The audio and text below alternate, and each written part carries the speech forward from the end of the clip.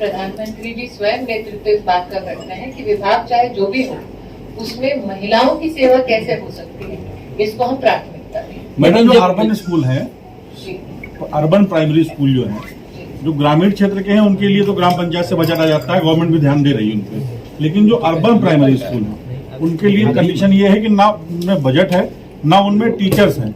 यहाँ भी कई ऐसे स्कूल है जहाँ पे रसोइयाँ बच्चों को पढ़ा रही है। तो ये इतनी गवर्नमेंट इस पे कब ध्यान देगी? पहले तो ये अगर आपके पास जानकारी है तो मुझे लगता है डीएम महोदय को इसके ऊपर एक त्वरित रूप से कार्रवाई करनी चाहिए। लेकिन आज की जो प्रस्तुतिकरण में डीएम महोदय ने शिक्षा के संदर्भ में हमें जानकारी, उसमें से अर्बन स्कूल्स में किस प्रकार से गुणवत्ता बढ़ानी उसके प्रयासों का उल्लेख है। इंफ्रास्ट्रक्चर की दृष्टि से अर्बन स्कूलों में कैसे बढ़ोतरी हो इंफ्रास्ट्रक्चर की, उस लक्ष्य की पूर्ति क्या हो और उसके लिए आर्थिक आवंटन क्या हो, इसके ऊपर भी हमने समीक्षा की। तो आपने जो चिंता व्यक्त की वो आज हमारी बैठक में चर्चा का विषय सभी जनप्रतिनिधियों के सम्मुख रह चुका है। आप अगर को जोड़ना चाहें उसी गैप को नीति आयोग द्वारा जो प्राइज मनी मिली थी उसमें हम लोगों ने इन्वेस्ट किया है अर्बन स्कूल के और स्मार्ट क्लासेस एवं मूलभूत सुविधाएं। जहाँ तक रहा हमारे कस्तूरबा गांधी बालिका विद्यालय के साथ साथ जहाँ पे स्मार्ट क्लासेस अब चलाने वाले हैं उसकी डिटेल महिला सुरक्षा संबंधित एक से भैया बना ऐसा लगेगा प्रेस कॉन्फ्रेंस नहीं है, सिर्फ तुम्हारा इंटरव्यू। मैडम एक सेकंड, आपकी उस लिस्ट में शामिल एक और विषय है मैम, महंगाई का मुद्दा बहुत महत्वपूर्ण है। मैंने कहा ना आज जनपद की प्रशासनिक नीति आयोग के विषय से अगर आप करना चाहें तो मैं जवाब दे रही हूँ। मैं इस बात का पूरा गौरव करती हूँ क्योंकि मैं भी इस फील्ड से रह चुकी हूँ 25 साल। दीदी अगर कुछ अनुमान सबको है, हेडलाइन की तलाश सबको है और मुझे भी कुछ राजनीतिक एक चीज मुझे भी ये कला आती है। लेकिन आज चूंकि, और मैं दोबारा कह रही हूँ, एक जनपद का मात्र 3-4 सालों में 111 मैडम आंगनबाड़ी केंद्रों की स्थापना जिस उद्देश्य के लिए की गई थी, आज के परिवेश में आंगनबाड़ी केंद्रों में शहरी क्षेत्र हो या ग्रामीण क्षेत्र हो, वहाँ बच्चे नहीं हैं और स्थिति ये है कि उन जो बच्चे आंगनबाड़ी केंद्र में हैं वही बच्चे प्राइमरी स्कूलों में नामांकित हैं और एक तरीके से फर्जदागी जैसा हो रहा है। और उनकी कागजी खानापूरी करने के लिए वहाँ केंद्रों में जो उच्चाधिकारी हैं विभागीय, वो उनसे अपना वसूली का और ये करते हैं। तो ये जो आंगनबाड़ी केंद्रों के जो वहाँ के जो बच्चे हैं वो कुपोषित निकलते हैं। सरकार सारी व्यवस्थाएं करती है, उसके बाद भी व्यवस्थाएं सुधर नहीं रही। आंगनबाड़ी को डिजिटली एक लाभार्थी को ट्रैक करने के लिए मार्च के महीने में पिछले साल पोषण ट्रैकर नाम की सुविधा हमने स्थापित की। पोषण ट्रैकर के माध्यम से देश भर में 14 लाख आंगनबाड़ियों में 9 करोड़ लाभार्थी हर दिन ट्रैक होते हैं। अब हमने एक नई शुरुआत की है कि हर लाभार्थी चाहे महिला हो या बच्चा, उसको आधार के नंबर से लिंक किया जाए ताकि अगर कोई डुप्लीकेशन है तो वो डुप्लीकेशन प्रदेश की सरकार के सहयोग से प्रकाशित हो सके और अगर ऐसी कोई त्रुटि है तो उस पर सुधार लाया जा सके। जो हमारी एडोलेसेंट लड़कियां हैं, मतलब कि बच्चे 6 साल के कम उम्र के आते हैं, लेकिन साथ ही जो स्कूल छोड़ के बच्चियां होती हैं उनका भी संरक्षण आंगनबाड़ी में होता है। आज से लगभग 3 साल पहले शिक्षा विभाग के साथ मिलके नंबर्स की तुलनात्मक हम लोगों ने कहीं ना कहीं समीक्षा की। एक तरफ नंबर दिखता था 11 लाख, वो घट के 5 लाख। अब हमारा शिक्षा विभाग के साथ पिछले ही महीने एक घोषित कार्यक्रम है कन्या प्रवेश उत्सव। ये सारी बच्चियां जो स्कूल के बाहर दिखाई जाती है उनको एक बार फिर स्कूल में एनरोल किया जाए। और आज भी समीक्षा बैठक में मैंने डीएम महोदय से यही निवेदन किया कि जो समन्वय हम लोग भारत सरकार में स्थापित कर चुके हैं वो जिला प्रशासन भी स्थापित करे।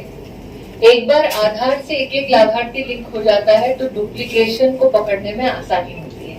तो ये आग्रह हम सभी राज्य की सरकारों से कर चुके हैं। जिलाधिकारी महोदय भी इस विषय को गंभीरता से लेकर उस पर काम कर रहे हैं। मैडम आप महिला सशक्तिकरण और सम्मान के लिए सरकार बहुत कार्य कर रही है, लेकिन 80% जो महिला जनप्रतिनिधि हैं वो रमेश स्टैम्प बनी हुई है, चाहे प्रधान हो, ब्लॉक प्रमुख हो, जिला पंचायत सदस्य हो।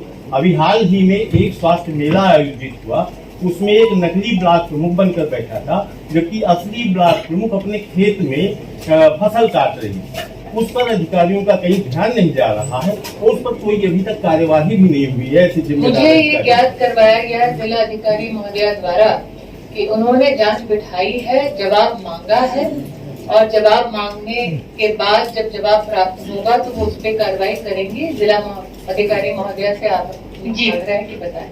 जी मैम, ये जैसे ही संज्ञानित हुआ तत्काल से हमने स्पष्टीकरण जारी किया, आगे कार्रवाई की जाएगी। एक सेकंड में दूसरों से पूछूं। मैडम हाँ जी बताएं। जी, सामुदायिक स्वास्थ्य केंद्र बनाए गए हैं, लेकिन अभी इनमें जो है डॉक्टर पूरी तरह नहीं पहुंच रहे हैं, बहुत सारी अव्यवस्थाएं हैं। आज जिलाधिकारी महोदया से हमने जो वैकेंसीज हैं जिला में उसके संदर्भ में भी चर्चा की। चुनाव के बाद अब जब आचार संहिता हटी है उसके बाद से जिलाधिकारी महोदया ने हमको आश्वस्त किया है कि वैकेंसी भरने का काम वो निश्चित रूप से कर रही हैं, त्वरित रूप से, जिसमें डॉक्टर्स की भर्ती भी शामिल है। मैडम आप सामुदायिक सभी स्वास्थ्य केंद्र में चिकित्सक रहते नहीं हैं। जो जिले के सीएमओ हैं उनके संरक्षण में स्वयं के कई अवैध नर्सिंग होम चलते हैं। जब ग्रामीण क्षेत्र में जो सामुदायिक स्वास्थ्य केंद्र, प्राथमिक स्वास्थ्य केंद्र खुले हैं, वहां पर जब डॉक्टर ही नहीं रहेंगे तो किस तरीके से स्वास्थ्य की व्यवस्था अच्छी हो सकती है? मेरा आपसे आग्रह है कि अगर आपके पास ये जानकारी है तो आप जिलाधिकारी महोदया को दें। और मैं सार्वजनिक रूप से इनसे आग्रह कर रही हूँ कि तत्पश्चात वो इस पर कार्रवाई करें और तहकीकात करें। मैडम महोदया से बात होती रहती है। आप प्रेस साक्ष्य कॉन्फ्रेंस दे में दीजिए, इसीलिए मैं बोल रही हूँ। मैडम नहीं, आप आप है तो इसलिए आपसे भी बात हो रही है। मैडम लेकिन मैं एक प्रशासनिक और संवैधानिक पद पर हूँ, इसलिए मैं अपनी मर्यादा में जो संविधान की धारा के अंतर्गत डीएम महोदय एक्शन ले माननीय सकते हैं, मंत्री जी, उसकी 84 और- अस्पताल ऐसे हैं जिन पे फायर ब्रिगेड ने रिपोर्ट दी भाई है। साहब, अगर मैं पूरा करूँ तो क्योंकि मैं एक संवैधानिक पद पर हूँ तो डीएम के संवैधानिक अधिकारों का हनन नहीं कर सकती। इसीलिए जो साक्ष्य है अगर आप उसे विधिवत लिखकर दे देंगे तो डीएम महोदया उस पर कार्रवाई करेंगी, ऐसा मुझे हम लोग लिख के क्यों देंगे मैम? नहीं, हम लोग जो खबर छाप सकते हैं लिख के क्यों देंगे? नहीं मैम, देखो, स्वतः जनतकी से लीजिए। करके लगातार इन लोगों से इनपुट नहीं, बात लेते होती भी है रहती है। मैम, और कई जगह हम लोगों ने कार्रवाइयाँ की भी हैं। हमने जैसा बताया है मैम कि एक इंफ्रास्ट्रक्चर और एचआर दोनों संबंधित पिछड़ा जनपद जब चयन हुआ है तो ये दोनों ही मानकों पे कहीं न कहीं पीछे हैं। दोनों इश्यूज को हम लोग सॉर्ट आउट करने का प्रयास कर रहे हैं। लॉन्ग में तो है ना, हम आगे इसमें जरूर सतत रूप से सफल होंगे। मैडम जी भाई साहब बताइए अग्निशमन के विषय में। मैं कह रहा हूँ फायर ब्रिगेड ने यहाँ के सीएमओ को और मेरी समझ में डिस्ट्रिक्ट मजिस्ट्रेट को भी काफी आई होगी। सर जिला अस्पताल मिला के जितने भी नर्सिंग होम में 84 बिना एनओसी के 1 साल से चल रहे हैं। उनके खिलाफ अब तक क्या हुआ जब एनओसी ही नहीं है जिनको फायर ब्रिगेड का से मामला है कि हम देख लेंगे, हमारे पास नहीं आता तो आप हमसे मैम, इस पे वर्जन हमसे ले लीजिए। मैडम मैं ऐसा कर लूंगी, आपको जो वर्जन मिलेगा वो मैं भी ले लूंगी। मैं भी सोच बड़ा मुद्दा हो गया तो आपसे रेलवे का पुल बन रहा है, वो भी बहुत बड़ी कीमत में बन रहा है। मलबा का वो भी 4 वर्ष से बन रहा है। अब राजनीतिक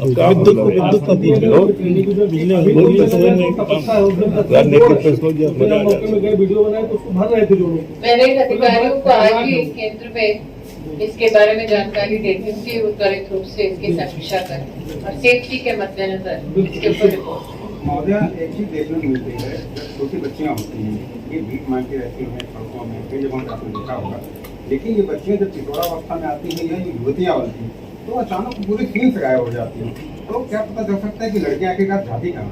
एसपी महोदय के साथ आज जब समीक्षा बैठक में हमने चर्चा की तो उसमें एक विषय मेरे ही विभाग से एंटी ह्यूमन ट्रैफिकिंग यूनिट की हर जिले में स्थापना की चर्चा हुई। मुझे एसपी साहब ने बताया कि उन्होंने इस यूनिट की स्थापना यहाँ पर भी की है। सुप्रीम कोर्ट का आदेश रहा है कि जो बच्चे सड़क पर भीख मांगते हुए पाए जाएं वो 4,15,000 चिन्हित घरों के लिए 213 ग्राम पंचायतों के माध्यम से लगभग 380 रेवेन्यू गांव के माध्यम से पानी की व्यवस्था और हर घर नल और नल से स्वच्छ जल, इस लक्ष्य की पूर्ति के लिए जिला प्रशासन जो प्रयासरत है उसके लिए मैं अभिनंदन देना चाहती हूँ।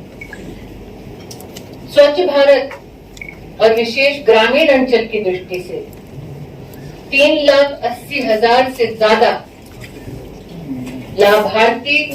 लाभान्वित परिवारों को अपनी ओर से इस राष्ट्र यज्ञ में सम्मिलित होने के लिए आभार व्यक्त करती हूँ।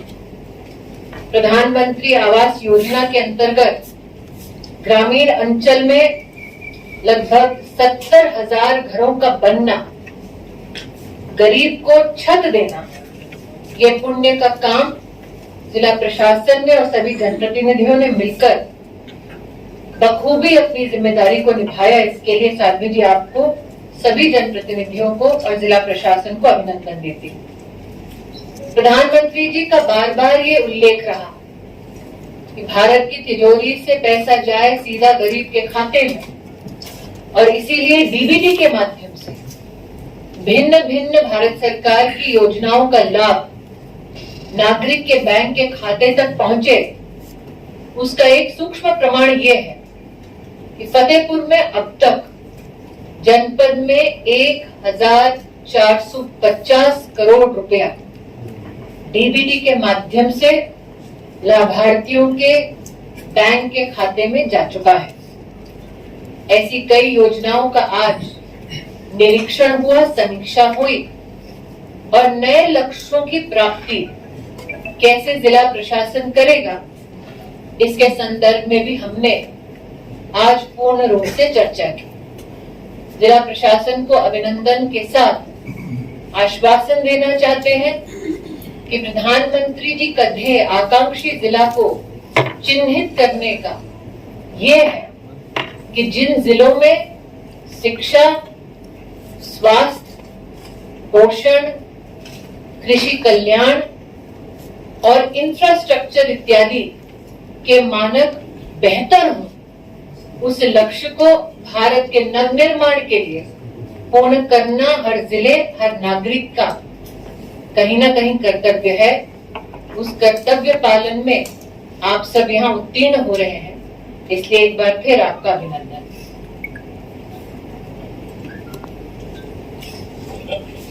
के साथ में रहते हैं, प्रशासन साथ में। इसमें लग जाएंगे अगर इस जिले को जो सीवर की जो मांग है वो काफी दिनों से लंबित है। हर गवर्नमेंट का ये प्रायोरिटी रहती है कि सीवर की समस्या से निदान मिलेगा। यहाँ मच्छरों की दिक्कत है, गंदगी है, जल भराव है, लोगों के घर गिर जाते हैं, तो उसके लिए आप क्या कुछ कदम ऐसा करके जाएंगे कि हम लोग को ऐसा लगे कि आगे 80 करोड़ का प्रपोजल जिला महोदय बताएंगे आपको, अधिकारी महोदय, प्रपोजल जा चुका है। लेकिन मुझे इस बात की खुशी है कि आज विकास के जितने भी कार्यों का यहाँ पे उल्लेख हुआ था, चर्चा हुई, अपेक्षा भाजपा की सरकार से ही है कि हम काम करेंगे।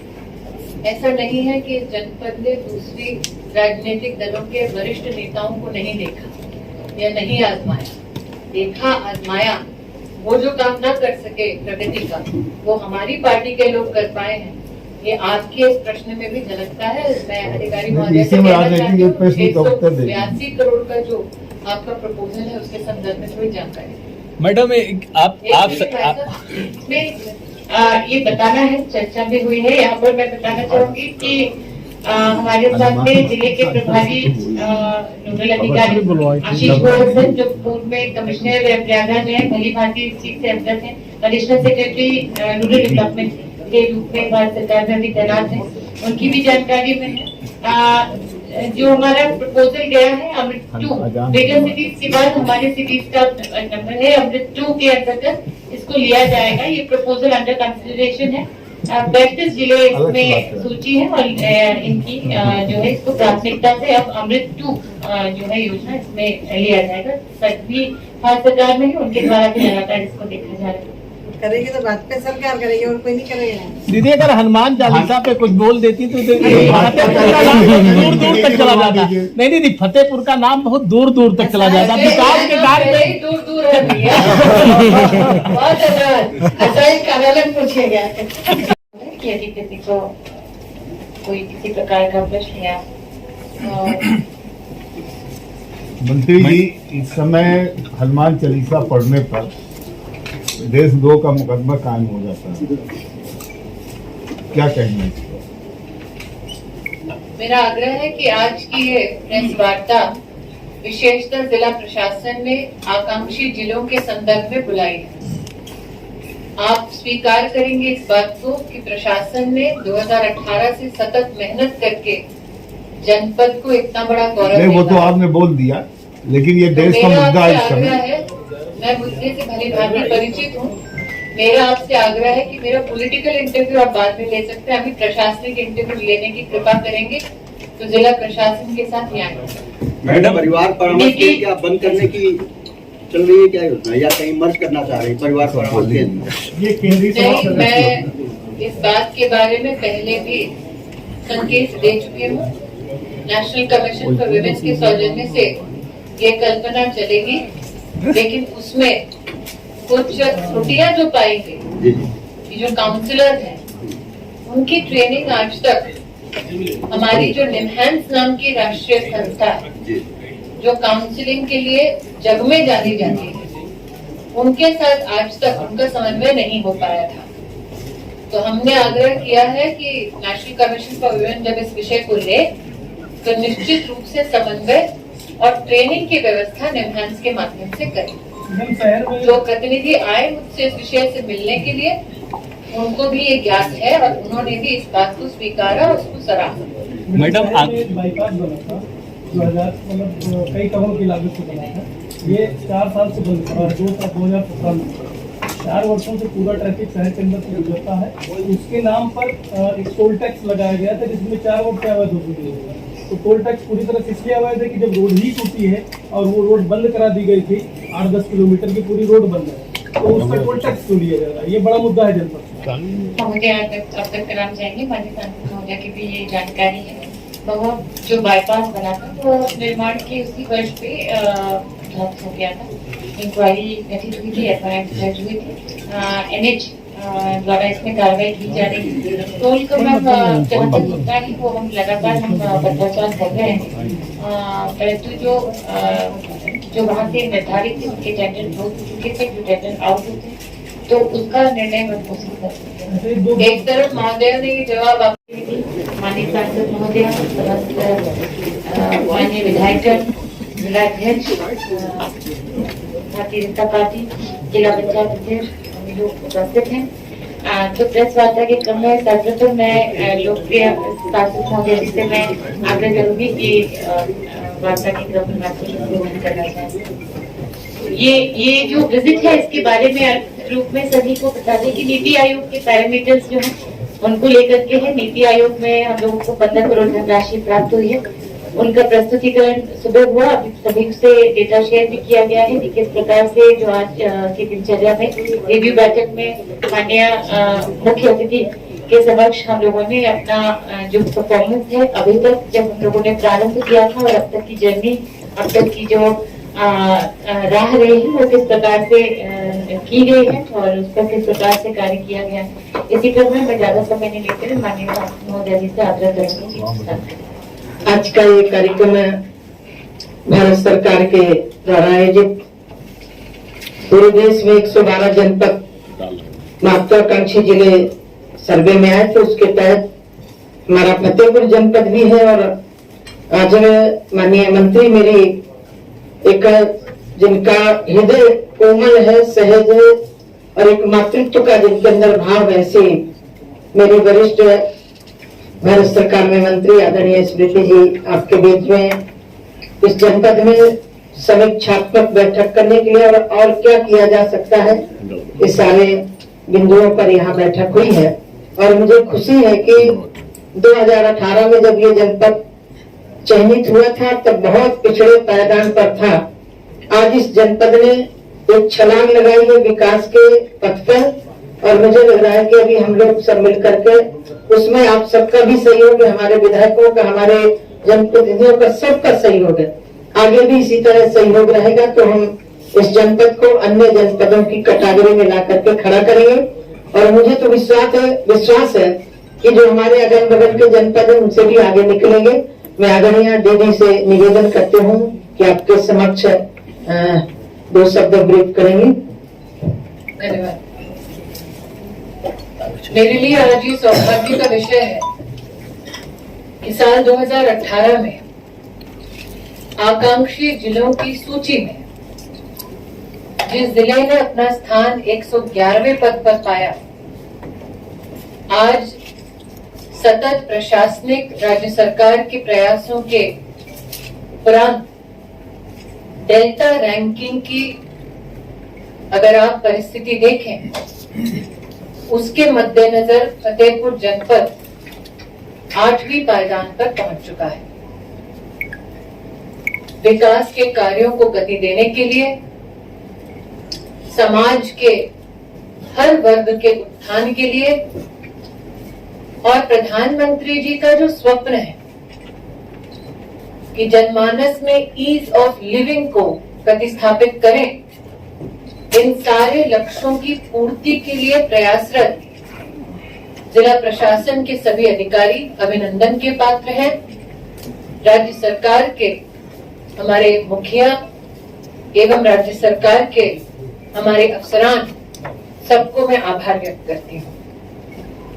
ये कहना उचित होगा कि प्रधानमंत्री जी ने जब से प्रधान सेवक की भूमिका में अपनी सेवा राष्ट्र को दी, तब से लेकर अब तक प्रगति के पथ पर फतेहपुर ने एक अमिट छाप छोड़ी है। आज मेरा सौभाग्य रहा कि साध्वी निरंजन जी के साथ जिले में हमने वन स्टॉप सेंटर को जनता के सुपुर्द किया।